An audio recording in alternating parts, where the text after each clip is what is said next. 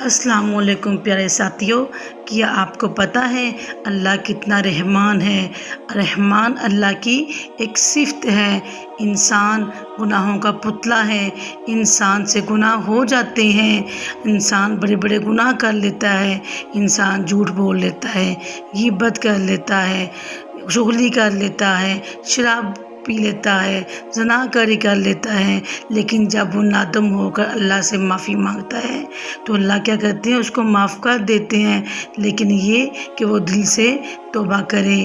حدیث قدسی ہے، اللہ تعالیٰ فرماتے ہیں کہ اے ابن آدم، تو اگر جنگل بھر کر سونے کا لے آئے لیکن تو نے غم میرے ساتھ شرک نہ کیا ہو تو میں تمہیں معاف کر دوں گا۔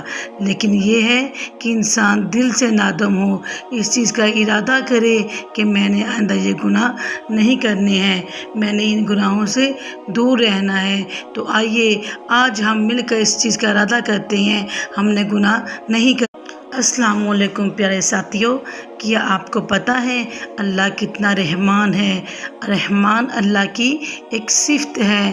انسان گناہوں کا پتلا ہے، انسان سے گناہ ہو جاتے ہیں، انسان بڑے بڑے گناہ کر لیتا ہے، انسان جھوٹ بول لیتا ہے، غیبت کر لیتا ہے، چغلی کر لیتا ہے، شراب پی لیتا ہے، زناکاری کر لیتا ہے، لیکن جب وہ نادم ہو کر اللہ سے معافی مانگتا ہے تو اللہ کیا کرتے ہیں؟ اس کو معاف کر دیتے ہیں، لیکن یہ کہ وہ دل سے توبہ کرے۔